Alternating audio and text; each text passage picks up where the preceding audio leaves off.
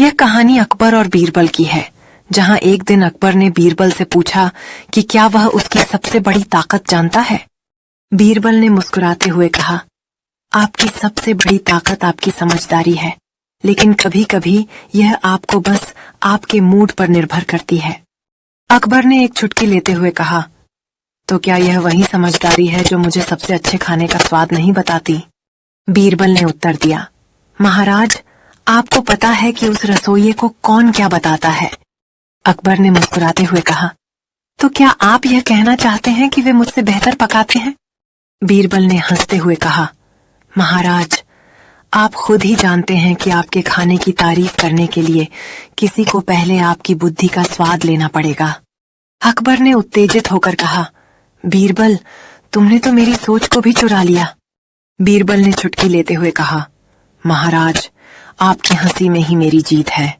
अकबर ने कहा, चलो आज की बातों के चलते मैं तुम्हें एक विशेष भोजन के लिए आमंत्रित करता हूँ। बीरबल ने कहा, महाराज, आपकी मेहमान नवाजी हमेशा अनूठी होती है। आज का भोजन तो मेरे लिए एक उपहार है। अकबर ने मुस्कुराते हुए कहा, चलो तुमको दिखाता हूँ कि रसोई में असली बुद्धिमत्ता क्या होती है। बीरबल ने उत्सुकता से कहा, मुझे यकीन है कि आज का भोजन अद्भुत होगा महाराज। अकबर ने गर्व से कहा, देखो बीरबल, यहाँ की हर रेसिपी में हमारी संस्कृति का स्वाद है।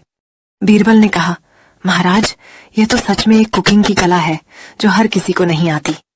अकबर ने जवाब दिया, बीरबल, यह खाना सिर्फ भोजन नहीं, यह हमारी स्नेह और एकता का प्रतीक है। बीरबल ने हंसते हुए कहा, महाराज, मुझे लगता है कि आपकी समझदारी अब मेरे पेट के लिए भी काम आने वाली है। अकबर ने मुस्कुराते हुए कहा, तो तैयार हो जाओ बीरबल, आज तुम्हें हमारा सबसे अद्भुत भोजन मिलेगा। बीरबल ने कहा, मैं तैयार हूं महाराज, मुझे यकीन है कि यह भोजन यादगार होगा। अकबर ने कहा, बीरबल, आज तुम मेरे साथ मुख्य अतिथि की तरह भोजन करोगे। बीरबल ने कहा, धन्यवाद महाराज, आपके साथ इस भोजन का स्वाद लेना मेरे लिए सम्मान की बात है। अकबर ने मुस्कुराते हुए कहा, चलो मित्रता और समझदारी के इस भोजन का जश्न मनाएं। बीरबल ने कहा, महाराज, आपकी मेहमान नवाजी तो हमेशा यादगार होती है, जैसे यह मीठा भोजन। अकबर ने कहा, सच में भोजन की तरह हमारी दोस्ती भी मीठी होनी चाहिए। बीरबल ने जवाब दिया, और यह मिठास हमें हमेशा एक साथ जोड़े रखेगी महाराज। अकबर ने कहा, दोस्ती में यही तो खासियत है, हर पल को खुशी से जीने की। बीरबल ने कहा, और हर मिठास का आनंद लेने का मौका कभी नहीं छोड़ना चाहिए महाराज।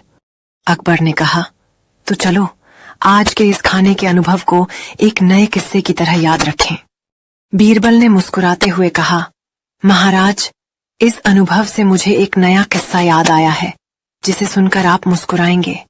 बीरबल ने कहा, यह किस्सा एक बार की बात है, जब मैंने एक पेड़ की छांव में एक अनोखा खजाना पाया। अकबर ने कहा, ओह, ये तो काफी दिलचस्प है, बताइए बीरबल, उस खजाने में क्या था? बीरबल ने कहा, महाराज, वह खजाना कोई सोने चांदी का नहीं था, बल्कि यह एक अद्भुत अनुभव था जो मैंने उस पेड़ के नीचे पाया। अकबर ने कहा, ये तो अनोखा है, उस अनुभव के बारे में बताइए बीरबल। बीरबल ने कहा, उस पेड़ ने मुझे समझाया कि असली खजाना तो ज्ञान और मित्रता में ही छिपा है। अकबर ने कहा, बीरबल, तुमने सच में गहराई से सोचने पर मजबूर कर दिया है। बीरबल ने कहा, महाराज, जिन चीजों का हम मूल्य नहीं समझते वो सबसे महत्वपूर्ण होती हैं। अकबर ने कहा, सच में हम सभी को उन चीजों की कद्र करनी चाहिए जो हमारे आसपास हैं। बीरबल ने कहा, और यही तो हमें एक दूसरे से जोड़ता है महाराज, यह मित्रता और प्यार का खजाना। अकबर ने कहा, तो आइए इस खजाने की सलामती के लिए एक पेड़ के नीचे पाया। अकबर ने कहा, ये तो अनोखा है, उस अनुभव के बारे में बताइए बीरबल। बीरबल ने कहा, उस पेड़ ने मुझे समझाया कि असली खजाना तो ज्ञान और मित्रता में ही छिपा है। अकबर ने कहा, बीरबल, तुमने सच में गहराई से सोचने पर मजबूर कर दिया है। बीरबल ने कहा, महाराज, जिन चीजों का हम मूल्य नहीं समझते वो सबसे महत्वपूर्ण होती हैं। अकबर ने कहा, सच में हम सभी को उन चीजों की कद्र करनी चाहिए जो हमारे आसपास हैं। बीरबल ने कहा, और यही तो हमें एक दूसरे से जोड़ता है महाराज, यह मित्रता और प्यार का खजाना। अकबर ने कहा, तो आइए इस खजाने की सलामती के लिए एक और बार जश्न मनाएं। बीरबल ने कहा, हमारी मित्रता और समझदारी की इस मीठी रात के लिए चीयर्स। अकबर ने कहा, यह रात हमेशा याद रहेगी हमारे दिलों में इस खजाने के साथ। बीरबल ने कहा, महाराज, हमें हमेशा इस तरह एक दूसरे की संगति का आनंद लेना चाहिए। अकबर ने कहा, तो चलो यह मित्रता और इस अद्भुत रात के लिए हम हर दिन जश्न मनाएं। बीरबल ने कहा, हर एक दिन एक नया मौका है महाराज जश्न मनाने का। अकबर ने कहा, तो चलो हर दिन के जश्न में हम अपने दिलों को मिलाते रहें। बीरबल ने कहा, क्योंकि जीवन की मिठास का कोई मोल नहीं होता महाराज। अकबर ने कहा, सच में हमें हर पल को जीना चाहिए और उसकी मिठास का आनंद लेना चाहिए। एक बार की बात है, दूर पहाड़ों में एक छोटी सी चिड़िया रानो थी जो सर्दियों के दौरान अपने लिए एक अनोखा घर तलाशती थी। एक दिन उसने बर्फ से बना एक छोटा सुंदर घर देखा। यह घर न केवल उसे सर्दी से बचाता था, बल्कि इसकी दीवारों से झिलमिलाती बर्फ की चमक भी उसे बहुत भाती थी। रानो ने अपने नए घर में खुशी खुशी अपना समय बिताया और यहाँ उसने अपने कई मित्र पक्षियों का भी स्वागत किया। जैसे जैसे सर्दी बढ़ी, रानो ने अपने नए दोस्तों के साथ मिलकर बर्फ में खेलना शुरू किया। वे सब मिलकर छोटी छोटी गेंदें बनाते और बर्फ के आदमी बनाते। उन सभी की हंसी और खुशियों से बर्फ का घर गूंज उठता था। रानो समझ गई थी कि इस बर्फ के घर में न केवल उसने एक सुरक्षित स्थान पाया है, बल्कि यहाँ उसकी दोस्ती और खुशी भी है। एक दिन जब सूर्य अस्त हो रहा था, रानो और उसके दोस्त बाहर खड़े होकर इस खूबसूरत नजारे का आनंद ले रहे थे। आसमान में सुनहरे रंगों की छटा फैल रही थी और बर्फ के घर पर उसकी रोशनी पड़ रही थी। रानो ने सोचा कि यह पल हमेशा के लिए यादगार रहेगा। उसने अपनी दोस्तों को उड़ने के लिए कहा और सभी ने मिलकर आसमान में उड़ान भरी। अपनी रंग बिरंगी पंखों के साथ एक अद्भुत दृश्य प्रस्तुत किया। रात में रानो और उसके दोस्तों ने बर्फ के घर के अंदर एक छोटी सी पार्टी का आयोजन किया। उन्होंने अपने लिए खाने की प्यारी चीजें बनाई और एक दूसरे को कहानियां सुनाई।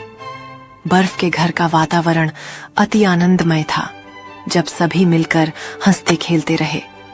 रानो ने महसूस किया कि सर्दियों की यह समय केवल ठंड के बारे में नहीं है, बल्कि दोस्ती और साथ बिताए गए खुशनुमा लम्हों के बारे में है। एक सुबह रानो और उसके दोस्तों ने मिलकर अपनी एक नई साहसिक यात्रा की योजना बनाई। उन्होंने अपने छोटे छोटे बैग में खाने पीने की चीजें और दूसरी जरूरी चीजें रखीं। जैसे ही वे बर्फीले जंगल में गए, वहां का दृश्य बेहद रोमांचक था। उनके कदमों के निशान बर्फ पर छूट रहे थे और हर ओर सफेद चादर बिछी हुई थी। रानो और उसके दोस्तों ने इस रोमांच में नए दोस्त बनाने और नई कहानियां खोजने का फैसला किया। जंगल में घूमते घूमते रानो और उसके दोस्तों को एक छिपी हुई गुफा मिली। गुफा के अंदर बर्फ के क्रिस्टल चमक रहे थे, जो एक रहस्यमय रोशनी पैदा कर रहे थे। रानो ने जब वहां की सुंदरता देखी तो उसकी आंखें चमकने लगीं। उसके दोस्तों ने भी उस दृश्य का आनंद लिया और सभी ने एक दूसरे की ओर देखा, जैसे वे एक जादुई संसार में पहुंच गए हों। उस गुफा ने उन्हें नई कहानियां और नई यादों से भर दिया। गुफा के अंदर बिताए समय के बाद रानो और उसके दोस्तों ने वहां पर बर्फ के टुकड़ों के साथ खेलना शुरू किया। उन्होंने गिरते हुए बर्फ के टुकड़ों से मजेदार आकार बनाए और बर्फ के फिसलन भरे सतह पर हुआने का आनंद लिया। फिर सभी ने मिलकर बाहर एक बड़ा बर्फ का किला बनाने का निर्णय लिया। उनके बीच हंसी और उत्साह की लहर दौड़ रही थी और ऐसा लग रहा था जैसे सर्दी का यह आनंदमय मौसम उनकी दोस्ती को और भी मजबूत बना रहा हो। जब बर्फ का किला तैयार हो गया तो रानो और उसके दोस्तों ने उसमें बैठकर गर्म पेय का आनंद लिया। वे एक दूसरे को मजेदार कहानियां सुनाते रहे और उनकी हंसी बर्फीली रात में गूंज रही थी। आसमान में चमकते तारे उनकी आंखों को रोशन कर रहे थे और ठंडी हवा के बीच में रानू को लगा जैसे वह एक सपनों की दुनिया में है। उस रात उन्होंने न केवल अपनी दोस्ती को और मजबूत किया, बल्कि साथ में बिताए गए यादगार लम्हों को भी संजो रखा। सर्दियों की एक सुबह रानू और उसके दोस्तों ने एक बर्फीले पहाड़ की चोटी पर जाकर सूरज उगते हुए देखा। आसमान में रंग बिरंगे रंगों का खेल चल रहा था, जो उनके दिलों को खुशी से भर रहा था। इसके दोस्तों ने वहां पर बर्फ के टुकड़ों के साथ खेलना शुरू किया। उन्होंने गिरते हुए बर्फ के टुकड़ों से मजेदार आकार बनाए और बर्फ के फिसलन भरे सतह पर हुआने का आनंद लिया। फिर सभी ने मिलकर बाहर एक बड़ा बर्फ का किला बनाने का निर्णय लिया। उनके बीच हंसी और उत्साह की लहर दौड़ रही थी और ऐसा लग रहा था जैसे सर्दी का यह आनंदमय मौसम उनकी दोस्ती को और भी मजबूत बना रहा हो। जब बर्फ का किला तैयार हो गया तो रानू और उसके दोस्तों ने उसमें बैठकर गर्म पेय का आनंद लिया। वे एक दूसरे को मजेदार कहानियां सुनाते रहे और उनकी हंसी बर्फीली रात में गूंज रही थी। आसमान में चमकते तारे उनकी आंखों को रोशन कर रहे थे और ठंडी हवा के बीच में रानू को लगा जैसे वह एक सपनों की दुनिया में है। उस रात उन्होंने न केवल अपनी दोस्ती को और मजबूत किया, बल्कि साथ में बिताए गए यादगार लम्हों को भी संजो रखा। सर्दियों की एक सुबह रानू और उसके दोस्तों ने एक बर्फीले पहाड़ की चोटी पर जाकर सूरज उगते हुए देखा। आसमान में रंग बिरंगे रंगों का खेल चल रहा था, जो उनके दिलों को खुशी से भर रहा था। इस खूबसूरत नजारे से प्रेरित होकर उन्होंने बर्फ में झूमते झूमते नृत्य करना शुरू कर दिया। सफेद बर्फ पर गिरते हुए बर्फ के टुकड़े उनकी खुशी में शामिल हो गए और उस पल ने उन्हें यह एहसास दिलाया कि सर्दियां न केवल ठंड के बारे में है, बल्कि एक दूसरे से जुड़े रहने और जीवन के छोटे छोटे लम्हों को जीने के बारे में भी है। सूरज की किरणें जगमगा रही थीं और रानू और उसके दोस्तों ने एक बड़े बर्फ से ढके पेड़ के चारों ओर एकत्र होने का निर्णय लिया। उन्होंने अपने आसपास के प्राकृतिक सामग्री से सुंदर गुड़िया और सजावट बनाई और उस पेड़ को सजाने लगे। जब पेड़ सज गया तो सभी पक्षियों ने मिलकर गाना शुरू किया। उनकी मधुर आवाजें हवादार गर्मी में घुल गईं और बर्फ के टुकड़े उनके गीतों के साथ नृत्य करने लगे। इस पल ने रानू और उसके दोस्तों को यह सिखाया कि सृजनात्मकता और मित्रता से जीवन में कितनी खुशी मिलती है। शेर, रानू चिड़िया और काले कौवे की एक हिंदी कहानी। दोस्तों, अगर आप हमारे चैनल पर नए हैं तो हमारे चैनल को सब्सक्राइब जरूर कर लें और कमेंट में जय श्री राम जरूर लिखना, क्योंकि आज हम एक ऐसी प्रेरणादायक कहानी सुनाने जा रहे हैं जिसमें किसी का घमंड चूर होने वाला है। आइए ज्यादा टाइम वेस्ट ना करते हुए वीडियो को स्टार्ट करते हैं। बहुत समय पहले की बात है। एक घने जंगल में एक शक्तिशाली शेर राजा के रूप में शासन किया करता था। उसका नाम था सिंहराज। वह बहुत ही बलशाली, क्रूर और कठोर था, परंतु कभी कभी न्यायप्रिय भी किया करता था। उसी जंगल में एक काला कौवा भी रहता था। वह बहुत चालाक और शैतान था। हर समय किसी न किसी का फायदा उठाने की ताक में रहता था। वह झूठ और मक्कारी से अपना पेट भरने में बहुत माहिर था, क्योंकि वह बहुत आलसी था, जिससे कि वह दूसरों के भोजन पर नजर डालता और उसको खाने की कोशिश किया करता था। उसी जंगल में एक रानू नाम की प्यारी सी छोटी सी चिड़िया रहती थी। वह बहुत सुंदर थी, परंतु अपनी बुद्धिमानी और साहस के लिए जानी जाती थी। उसका एक घोंसला था जो कि एक पुराने पेड़ पर था। वह सबसे ऊंची डाल पर रहती थी, क्योंकि उसको हमेशा डर रहता था कि कहीं काला कौवा मेरे अंडों को फोड़ ना दे। और कुछ समय के बाद उसके अंडे से एक प्यारी सी चिड़िया निकलती है, नीले कलर की, जो बहुत ही सुंदर और प्यारी थी। एक दिन जंगल में भीषण सूखा पड़ा। तालाब सूखने लगे, भोजन की कमी होने लगी, जिसके कारण सभी जानवर परेशान रहने लगे और शेर को भी बहुत मुश्किलों का सामना करना पड़ रहा था। शिकार कम हो गए थे और उसकी भूख बढ़ती जा रही थी। अब शेर सोच रहा था कि मैं क्या करूं।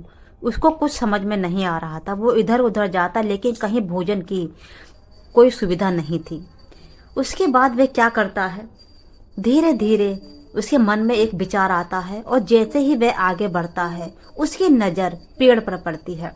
पेड़ पर बैठी रानो चिड़िया पर पड़ती है और वह रानो चिड़िया को देखकर बोलता है कि रानो, इधर उधर क्या देख रही है, मेरे पास आ नीचे, तू आज का मेरा भोजन बनेगी।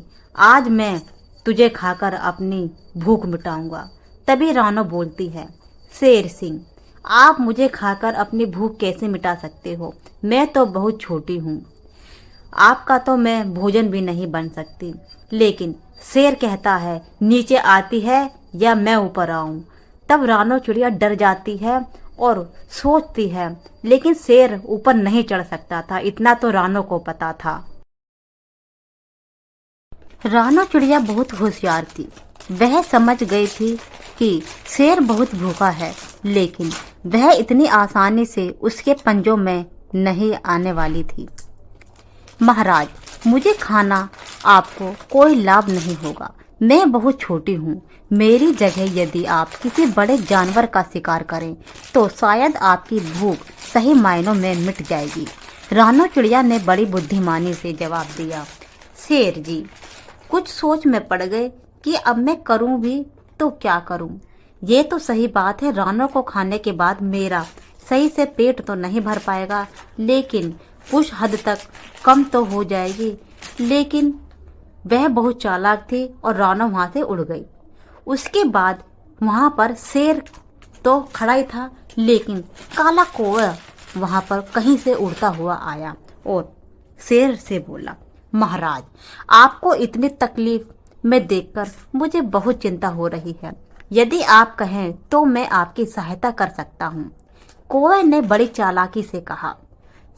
और तब शेर ने कहा, कौवा बोलो, मैं पूरे जंगल में उड़कर देख सकता हूँ कि कहाँ भोजन उपलब्ध है। मैं आपके लिए शिकार ढूंढ सकता हूँ, बदले में आप मुझे थोड़ा सा हिस्सा दे दिया करना। लेकिन शेर बोलता है, तुम ये काम कैसे करोगे? तब कौवा बोलता है, मैंने बताया ना भी, मैं पूरे जंगल में कहीं पर भी घूम सकता हूँ और आपको एक रोजाना नया नया शिकार लाकर दूंगा और उससे आपकी भूख भी मिट जाएगी और थोड़ा सा खाना आप मुझे भी दे दिया करना। ये कहकर वहां से काला कौवा उड़ जाता है और शिकार के खोज में जाता है। उसके बाद काला कौवा आता है और बोलता है, शेर राजा जी, मुझे तो एक शिकार मिला है, यहीं पास में है, तुम कहो तो मैं उसको ले आऊं? तब शेर बोलता है, जी जी बिल्कुल, जल्दी लेकर, मुझसे अब भूख बर्दाश्त नहीं हो रही। कौवा वहां से उड़ता हुआ चला जाता है और भोजन की तलाश में फिरता है। उधर दूसरी ही तरफ रानो चिड़िया शेर और काले कौवे की सारी बातें सुन रही थी। रानो चिड़िया बहुत चतुर थी और उसकी चतुराई बहुत तेज थी। रानो चिड़िया को काले कौवे पर बिल्कुल भी भरोसा नहीं था। वह जानती थी कि वह स्वार्थी और मक्कारी है। उसने सोचा, मुझे कुछ करना ही होगा, नहीं तो यह चालाक कौवा शेर के साथ मिलकर पूरे जंगल को खतरे में डाल सकता है। रानो चिड़िया ने एक योजना बनाई और शेर से कहा, महाराज, कौवा बहुत स्वार्थी है, वह हमेशा अपना ही भला सोचता है। मैं शर्त लगा सकती हूँ कि यह आपको धोखा देगा। शेर ने हंसकर कहा, यदि ये मुझे धोखा देगा तो मैं इसे अपनी जान से मार दूंगा। रानो चिड़िया बोली, यदि आपको मेरी बात पर विश्वास नहीं है तो आप एक काम कीजिए, जब कौवा आपके पास भोजन लेकर आए तब उससे पूछिए कि उसने यह भोजन कैसे प्राप्त किया।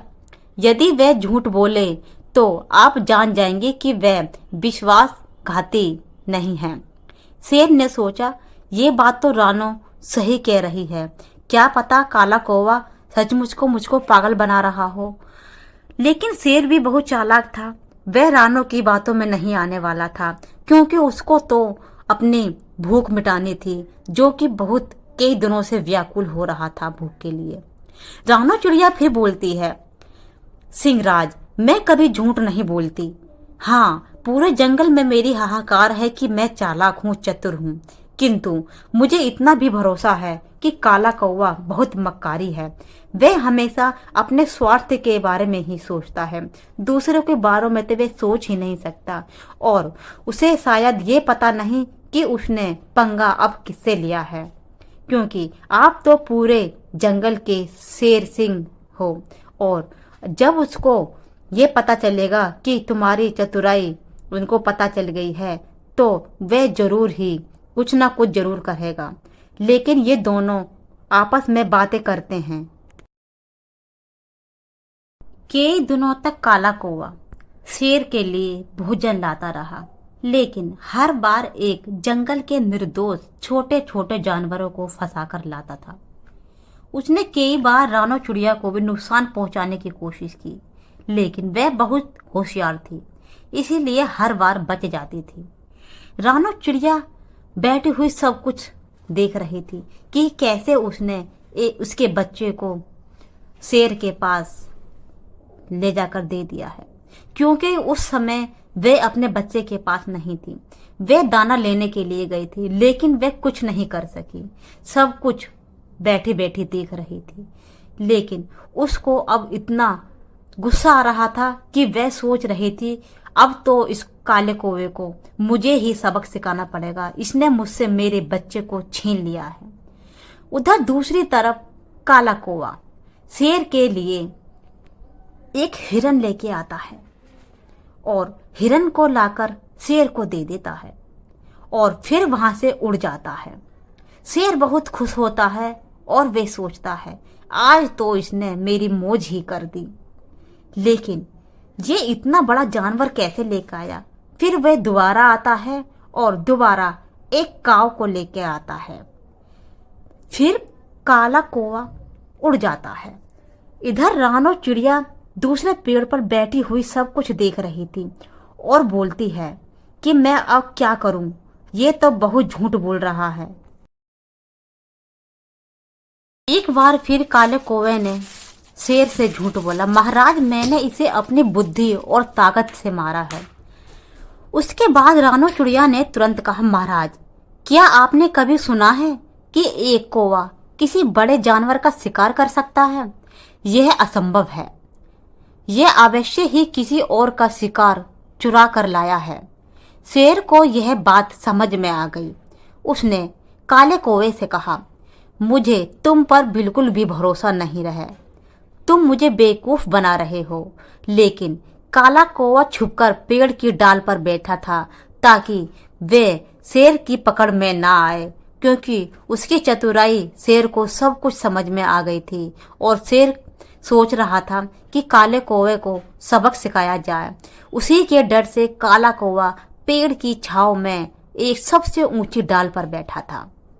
शेर को यह बात समझ में आई और उसने काले कौवे से कहा, मुझे तुम पर बिल्कुल भी भरोसा नहीं है। तुम मुझे क्यों बेवकूफ बनाए जा रहे हो? शेर ने गुस्से में आकर कौवे को अपने पास आने को कहा, लेकिन कौवा नहीं आया और चिड़िया उसको समझा रही थी कि शेर सिंह ये झूठ बोले जा रहा है, ये तुमसे डर रहा है, इसलिए आपके पास नहीं आ रहा। तो दोस्तों, इस प्रकार काले कौवे की सच्चाई शेर के सामने रानो चिड़िया लेकर आ जाती है और बाकी के सभी जानवरों की जान इस प्रकार से रानो चिड़िया बचा देती है। और फिर शेर को भी गुस्सा आता है कि काले कौवे ने मुझे धोखा दिया है। अगर आज रानो चिड़िया ना होती तो ये पता ना किस किस जानवर को मेरे पास लेके आता, और यह तो बहुत गलत था। तो दोस्तों, इस कहानी से हमें ये शिक्षा मिलती है, बुद्धिमत्ता हमेशा ताकत से बड़ी होती है। झूठ और मक्कारी का अंत बुरा होता है। स्वार्थी व्यक्ति पर कभी भरोसा नहीं करना चाहिए। सच्चाई और समझदारी से बड़ी समस्या को हल किया जा सकता है। इस प्रकार शेर को अपनी गलती का एहसास हुआ। रानो चिड़िया की बुद्धि ने उसे बचा लिया और काले कौवे की चालाकी खत्म हो गई। जिस प्रकार से हमको भी कुछ ना कुछ इस कहानी को सीखने को मिला है कि हमें कभी भी अपनी बुद्धि को ज्यादा यूज नहीं करना चाहिए। जिस प्रकार काले कौवे ने की थी, उसने शेर को धोखा दिया था। दोस्तों, अगर आपको हमारी वीडियो अच्छी लगी हो तो लाइक, शेयर एंड सब्सक्राइब जरूर करना और कमेंट में जय श्री कृष्णा जरूर लिखना, क्योंकि कहते हैं दोस्तों, जो कमेंट में जय श्री कृष्ण लिखेगा उनकी श्री कृष्ण सारी इच्छाएं पूर्ण करेंगे। और ऐसी ही वीडियो पाने के लिए हमारे चैनल पर बने रहें और चैनल को सब्सक्राइब जरूर कर लें। रानो चिड़िया और बूढ़े काले कौवे की कहानी। बहुत समय पहले की बात है। एक हरे भरे जंगल में रानू नाम की एक छोटी सी प्यारी सी चिड़िया रहती थी। उसकी चहचहाहट से पूरे जंगल में गूंजती थी और उसकी कोमल आवाज सुनकर सभी जानवर बहुत प्रसन्न होते थे। रानू अपने घोंसले में सुखी जीवन बिता रही थी, लेकिन उसकी एक बहुत गंदी आदत थी। वह हमेशा अपनी चतुराई पर बहुत घमंड किया करती थी और दूसरों को सदा मूर्ख समझती थी। वह ये सोचती थी कि मैं बहुत चतुर हूँ और मैं अपनी चतुराई से कुछ भी कर सकती हूँ, लेकिन ये कहा गया है अपने आप को कभी भी ज्यादा चतुर नहीं समझना चाहिए। तभी एक छोटी चिड़िया उसके पास आती है और उसकी तरफ देखती है। रानू उससे भी कुछ न कुछ बड़बड़ाती रहती है, क्योंकि ये उसकी आदत थी। आइए दोस्तों, ज्यादा टाइम वेस्ट न करते हुए वीडियो को स्टार्ट करते हैं। आगे रानू क्या करती है। वहीं दूसरी तरफ उसी जंगल में एक काला नाम का एक कौवा रहता था।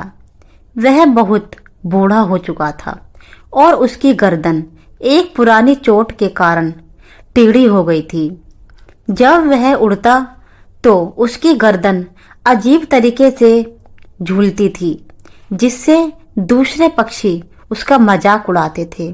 लेकिन काला बहुत अनुभवी और समझदार था। वह किसी की बात का बुरा नहीं मानता था, क्योंकि उसने भी कभी चतुराई दिखाई थी, जिसके कारण उसका ये हाल हुआ था। अब देखते हैं रानो चिड़िया की और काले कौवे की पहली मुलाकात में क्या होता है, क्योंकि रानो तो बहुत चालाक और चतुर है, लेकिन काला कौवा तो धोखा खाया हुआ है।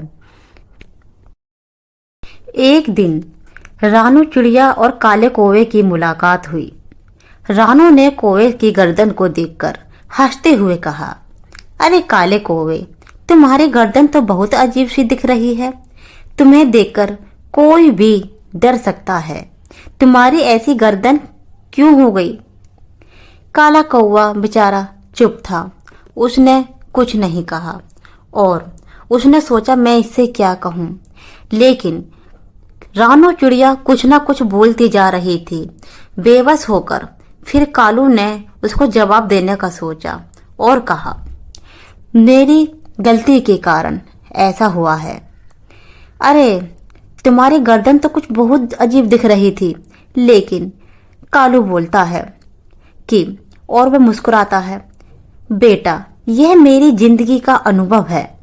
मैंने बहुत कुछ देखा और सीखा है, परंतु तुम अभी बहुत छोटी हो, इसीलिए तुम्हें मेरी बातें समझ नहीं आएंगी। लेकिन रानो चिड़िया सोचती है, ये तो पता नहीं क्यों मुझे छोटा समझ रहा है, लेकिन मैं तो बहुत चतुर हूँ। और उसकी चतुराई कुछ काम नहीं आती है। उसको काला कौवा इतने अच्छे से समझाता है और बताता है। उधर रानो बोलती है, अरे काले कौवे, बेटा बेटा क्या कहता है? तेरी गर्दन को देखकर कोई भी डर सकता है। तू जरा बता तो सही, तेरी गर्दन का यह हाल किसने किया? और हंसती रहती है। उसके बाद काला कौवा मुस्कुराता है और बोलता है, बेटा ये मेरी ही गलती थी, तुम इसको नहीं समझ पाओगी। रानू ने सोचा कि ये कौवा अपनी बुद्धिमानी की तो बहुत चतुराई कर रहा है। वह बोली, अच्छा तो बताओ तो सही तुम्हारी ये गर्दन का हाल कैसे। फिर काला कौवा रानू चिड़िया को बताता है, बहुत साल पहले की बात है, जब मैं जवान था। मैं भी तुम्हारी तरह बहुत घमंडी था। मैं सोचता था कि मैं सबसे चतुर हूँ, मेरी तरह कोई भी पक्षी नहीं उड़ सकता, क्योंकि मैं अपने आप को बहुत चतुर समझता था और रोजाना उड़ने की कोशिश करता था कि मैं ही इस जंगल का सबसे चतुर चालाक हूँ और मेरी बराबर कोई भी उड़ान नहीं भर सकता। लेकिन ये मेरी गलतफहमी थी। उसी समय एक काला कौवा आता है जो कि देखने में बहुत ही अलग था। वह चश्मा लगाता था, उसके सर भी पे बाल कुछ इस प्रकार थे जैसे कि कुछ उसने कटोरा रख रखा हो और पैरों में भी एक कप का प्याला रखता था। वह कुछ अलग सा ही था दिखने में, लेकिन उसने मेरी ताकत पर हाँप की और मुझसे कहा, क्या तुम मेरे साथ उड़ान भरोगे? मैंने सोचा क्यों ना, जरूर भरेंगे। उसी समय हम दोनों की उड़ान भरने का टाइम आता है और काला कौवा अपने कप को लेकर उड़ान भरता है। वह उड़ान भरता है और मैं वहीं बैठा बैठा देखता हूँ और देखते देखते वह धीरे धीरे ऊपर पहुँचता है, लेकिन वह ज्यादा ऊपर नहीं जा पाता और फिर वापस नीचे आ जाता है। उसके बाद मेरी बारी आती है। मैं उड़ान भरता हूँ, उड़ता हूँ, चलता हूँ, धीरे धीरे यही कोशिश करता हूँ कि मैं इसे हराकर ही रहूंगा, क्योंकि मेरे अंदर भी तुम्हारी तरह बहुत घमंड था। नीचे आता फिर उड़ता, नीचे आता फिर उड़ता, यही प्रयास मैं करता रहता और एक बार मैं बादलों में जाकर टकरा गया, जिसके कारण मेरी गर्दन मुरझा गई और मेरी गर्दन टेढ़ी हो गई और मैं जमीन पर आकर गिर गया। उसी समय क्या होता है कि मेरी आंखें भी फड़फड़ाने लगती हैं। उसके बाद काला कौवा मुझे समझाता है, देखो तुमने ये बहुत गलत किया था। कभी भी हमें अपने आप पर घमंड नहीं करना चाहिए। तुम्हारी गलती के कारण ही तुम्हारे साथ ऐसा हुआ है।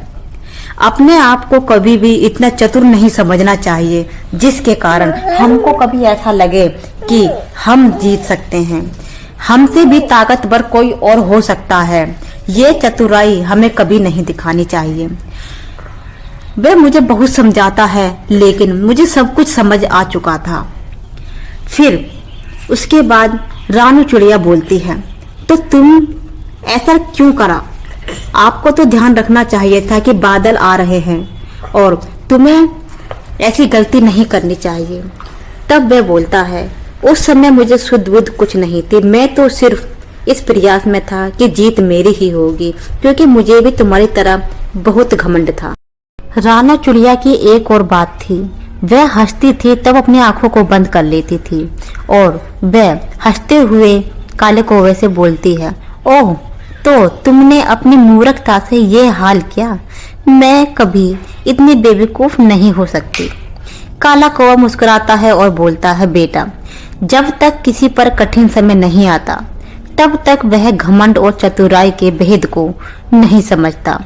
पर याद रखना, जो जरूरत से ज्यादा चतुर होते हैं उनके साथ ऐसा ही होता है।